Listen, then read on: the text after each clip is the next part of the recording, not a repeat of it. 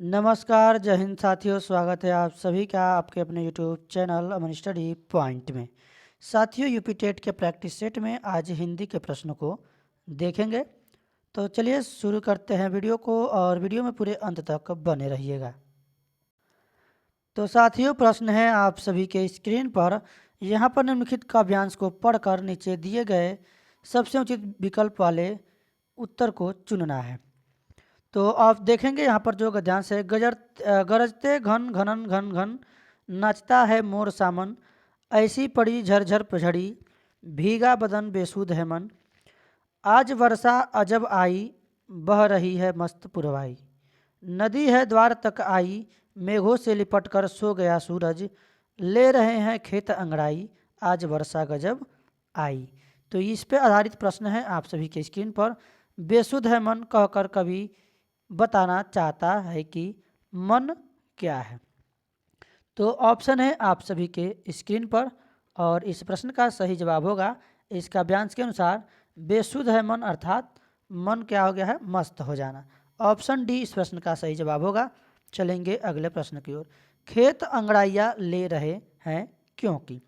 तो ऑप्शन है आप सभी के स्क्रीन पर देखेंगे, इसका आंसर जो आपका जाएगा ऑप्शन डी के साथ, सूर्य के सो जाने से उन्हें भी नींद आ रही है। चलेंगे अगले प्रश्न की ओर। अगला प्रश्न देखेंगे। कह रहा है कि मेघों से लिपट कर सो गया सूरज, यानी सूरज के सो जाने से इन्हें भी नींद आ रही है। अगला प्रश्न है, गरजते घन घनन घन घन में अलंकार है। तो देखेंगे यहाँ पर घ वर्ड की जो है आवृत्ति हुई है। तो जहाँ पर वर्ड की आवृत्ति होती है वहाँ पे होता है अनुप्रास अलंकार। ऑप्शन डी इस प्रश्न का सही जवाब हो जाएगा। एक बार आप लोग वीडियो को शेयर कर दीजिएगा, ये वीडियो आपके दोस्तों और मित्रों तक पहुँच जाए। मन की उपमा किससे दी गई है। ऑप्शन है आप सभी के स्क्रीन पर। जो मन की उपमा है इसके जो है किससे दी गई है, तो मोर से दी गई है। ऑप्शन ए इस प्रश्न का सही जवाब हो जाएगा। नाचता है मोर सामन, तो मन की उपमा किससे दी गई है, मोर से दी गई है। जब आप लोग पद्यांश को सही से पढ़ेंगे तो आप इसका आंसर ढूंढ पाएंगे। लिपट कर सो गया सूरज का भाव है कि सूर्य, यानी जो सूर्य है वह क्या हो गया है, लिपट कर सो गया सूरज, इसका भाव है सूरज जो है छिप गया है।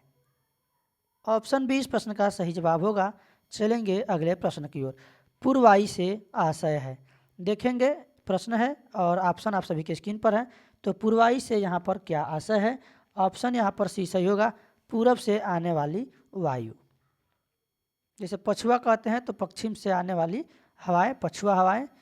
ऑप्शन अगला, यहाँ पर अगला प्रश्न देखेंगे। अभ्यागत शब्द में कौन सा उपसर्ग है। तो अभ्यागत जो उपसर्ग होते हैं शब्द के पहले जुड़ते हैं।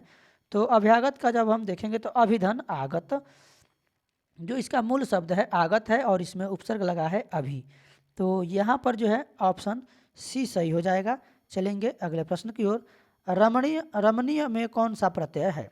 तो रमणीय यहाँ पर देखेंगे, रमणीय प्रत्यय जो है मूल शब्द के अंत में जुड़ते हैं। तो यहाँ पर जो है ऑप्शन आपका ए सही होगा, अनीय। रमणीय यहाँ पर होना चाहिए, रमणीय। तो अनीय प्रत्यय है। चलेंगे अगले प्रश्न की ओर। ऑप्शन ए के साथ आंसर लगाएंगे। चोरी रघुवंश कुदार की धार में कारण काज में कौन सा अलंकार है। ऑप्शन आप सभी के स्क्रीन पर है। इस प्रश्न का सही जवाब जाएगा ऑप्शन डी के साथ, वीर रस है। चलेंगे अगले प्रश्न की ओर। श्री गुरु चरण सरोज रज निजमन मुकुर सुधार, वर्ण रघुवर विमल जसु जोदायक फल चार। कौन सा छंद है बताएंगे। तो इसमें जो है आपको मात्रा गिनना पड़ेगा और जब ये पता होगा कि किसमें कितनी मात्राएं होती हैं तब आप आंसर लगा पाएंगे। इस प्रश्न का सही जवाब होगा ऑप्शन ए, यानी यहाँ दोहा छंद है। दोहा क्या है, दोहा जो है अर्ध सममात्रिक छंद होता है और इसके पहले और तीसरे चरण में 13-13 मात्राएं होती हैं तथा दूसरे और चौथे चरण में 11-11 मात्राएं होती हैं। तो यहाँ पर देखेंगे एक लघु लघु है, 11 होते हैं, यहाँ पे भी लघु लघु है, यहाँ पे लघु है और यहाँ पर एक दीर्घ होगा और एक लघु होगा। तो दूसरे चौथे में जब 11 मात्राएं होती हैं, तो गिनेंगे यहाँ पर 2 4 3 7 8 3 11। चलिए चौथे चरण में गिन लेते हैं। यहाँ पर दीर्घ होगा, यहाँ पर दीर्घ होगा, यहाँ पर लघु होगा, यहाँ पे भी लघु लघु होगा, एक यहाँ पे दीर्घ होगा, यहाँ पे लघु होगा। तो 2 2 4 2 6 2 8 3 11, 11 मात्राएं आ रही हैं। अब वर्णव रघुवर विमल जसु आप तृतीय चरण को भी गिन सकते हैं। यहाँ पर एक लघु होगा, यहाँ भी लघु होगा, यहाँ पर दीर्घ होगा। रघुवर में देखेंगे 4 यहाँ पर लघु होंगे, विमल में देखेंगे 3 यहाँ पर लघु होंगे, और जसु में 2 लघु होंगे। तो 2 3 5 3 8 8 4 3 7 2 9 और 9 और यहाँ पर 4 है, ये 2 और ये 2, ये 13। तो इस प्रकार जब गिनेंगे तो दोहा आपको पता चलेगा कि पहले और तीसरे चरण में 13 13 मात्राएं, और बाकी जो आपके दूसरे चौथे चरण में 11 11 मात्राएं होती हैं। तो आप सभी को समझ में आ गया होगा। देखेंगे अगले प्रश्न को, कौन सा वाक्य शुद्ध है।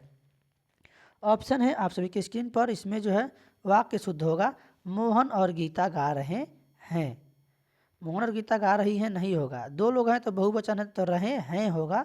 चलेंगे अगले प्रश्न की ओर। इन शब्दों में से कौन सा शब्द हिंदी शब्दकोश में सबसे अंत में आएगा। ऑप्शन है आप सभी के स्क्रीन पर, और इस प्रश्न का सही जवाब आपका होगा ऑप्शन ए, क्लोव सबसे बाद में आएगा। क्रम होगा आपका, इसमें सबसे पहले आएगा कृषाणु, कृषक, क्रम, क्लोव। तो चलेंगे अगले प्रश्न की ओर, एक के साथ आंसर लगाएंगे। अगला प्रश्न है, चराचरम यानी जगत में कौन सा समास है। चराचरम इसमें जो है द्वंद्व समास है। द्वंद्व समास इसमें जो है दोनों पद जो है प्रधान होते हैं, यानी इसका अर्थ होगा चर और अचर, यानी कि हम यहाँ पर लगाएंगे ऑप्शन बी के साथ आंसर। अगला प्रश्न देखेंगे, शब्द का अर्थ स्पष्ट करने हेतु कौन सा तरीका सर्वाधिक उपयुक्त है। वाक्य प्रयोग, व्याकरण, प्रमाण या फिर चित्र विश्लेषण। तो इस प्रश्न का सही जवाब होगा ऑप्शन ए। चलेंगे अगले प्रश्न की ओर। भाषा शिक्षण की किस विधि में मातृभाषा को माध्यम नहीं रखा जाता है। ऑप्शन है आप सभी के स्क्रीन पर, प्रत्यक्ष विधि में मातृभाषा को मध्यस्थ नहीं रखा जाता है। यहाँ पर ऑप्शन डी इस प्रश्न का सही जवाब होगा। अगला प्रश्न देखेंगे, भाषा के संदर्भ में किसी शिक्षक के लिए सर्वाधिक महत्वपूर्ण है। तो ऑप्शन है आप सभी के स्क्रीन पर, देखेंगे जहाँ पर हमने कहा था अवसर प्रदान करना, जहाँ दिखे ज़्यादातर ऑप्शन वही आपके सही होते हैं। ऑप्शन बी इस प्रश्न का सही जवाब होगा। अगला प्रश्न है, सतत आकलन का उद्देश्य यह जानना है कि। ऑप्शन है आप सभी की स्क्रीन पर, तो सतत आकलन का उद्देश्य यह है कि बच्चे कैसे सीखते हैं। ऑप्शन ए इस प्रश्न का सही जवाब होगा। अगला प्रश्न देखेंगे, जब शिक्षिका पूछती है कि हम भी सफल होंगे, इस वाक्य में भी लगने से अर्थ में क्या अंतर आता है। तो इसका आशय है कि शिक्षिका बच्चों को क्या करना चाहती है। तो ऑप्शन है आप सभी के स्क्रीन पर, बताएंगे। इस प्रश्न का जो सही जवाब जाएगा ऑप्शन बी के साथ जाएगा। जो शिक्षिका है वो भाषा की बारीकियों को समझाना चाहती है। अगला प्रश्न है, सहद शब्द रिक्त स्थान है। तो जो सहद शब्द है यह जो है आपका एक तद्भव शब्द है। ऑप्शन बी इस प्रश्न का सही जवाब होगा। इसका तत्सम शब्द हो जाएगा मधु। मधु में से होता है शहद। चलेंगे अगले प्रश्न की ओर। वनिता का प्रयोग किस अर्थ में होता है। वनिता जो शब्द है इसका प्रयोग अनुरक्त स्त्री के लिए किया जाता है। ऑप्शन इसका जो सही होगा ऑप्शन बी हो जाएगा। अगला प्रश्न है, मुकुंद किसका पर्याय है।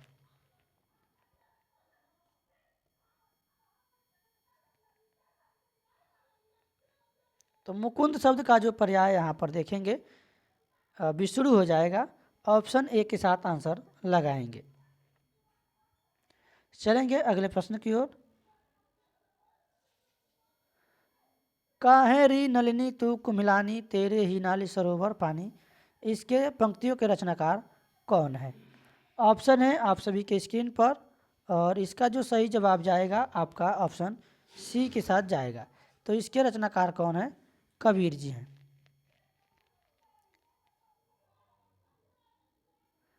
अगला प्रश्न के देखेंगे, करपट का तद्भव रूप है। ऑप्शन है आप सभी के स्क्रीन पर, करपट का जो तद्भव रूप हो जाएगा यहाँ पर कपड़ा, यानी ऑप्शन डी इस प्रश्न का सही जवाब होगा। अगला प्रश्न है अर्धस्वर है। तो अर्धस्वर में य व र ल, यहाँ पर य व यह जो है अर्धस्वर हो जाएगा।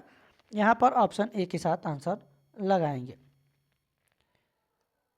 यहाँ पर ये नहीं आएगा य व र ल, ये तो अंतस्थ व्यंजन होते हैं। री और ली ये अर्धस्वर में आते हैं, यानी हमारा यहाँ पर होगा ऑप्शन सी सही। सी के साथ आंसर जाएगा। चलेंगे अगले प्रश्न की ओर। चोर की दाढ़ी में तिनका मुहावरे का सही अर्थ है। ऑप्शन है आप सभी के स्क्रीन पर, और इसका जो सही जवाब होगा यानी अपराधी का शंकाग्रस्त होना। अगला प्रश्न है एक बार कही बात को दोहराते रहना वाक्यांश के लिए एक शब्द है। ऑप्शन है आप सभी के स्क्रीन पर देखेंगे, और इस प्रश्न का जो सही जवाब होगा आपका कह रहा है एक बार कही गई बात को दोहराते रहना वाक्यांश के लिए एक शब्द होगा प्राकथन, यानी कि ऑप्शन बी के साथ आंसर लगाएंगे।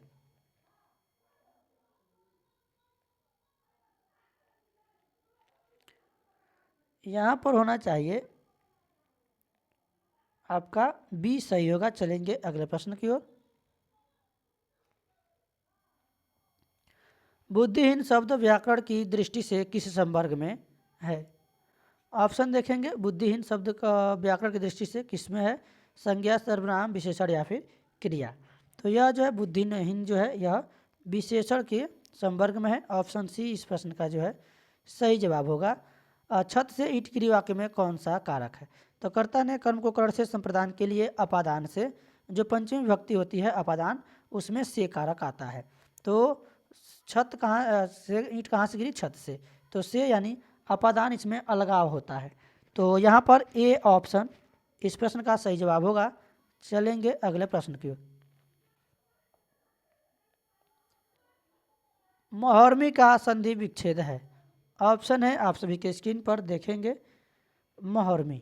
तो यहाँ पर संधि विच्छेद करेंगे तो महाधन उर्मी हो जाएगा, महाधन उर्मी। इसमें आ और उ मिलकर जो है औ बन जाते हैं, और इसमें जो संधि होगी कौन सी होगी, मोहर्मी में महाधन उर्मी मोहर्मी गुण संधि होगी। यहाँ पर जो आंसर हमारा जाएगा महाधन उर्मी, ऑप्शन बी के साथ जाएगा। बी के साथ आंसर लगाएंगे। आखिरी प्रश्न है इस वीडियो का आप सभी की स्क्रीन पर, समष्टि का विपरीतार्थक शब्द है। तो समष्टि का विपरीतार्थक शब्द हो जाएगा आपका व्यष्टि। ऑप्शन डी इस प्रश्न का सही जवाब होगा। तो साथियों आज की वीडियो में बस इतना ही। मिलेंगे एक और नए वीडियो में एक नए प्रैक्टिस सेट के साथ। तब तक के लिए धन्यवाद। जय हिंद।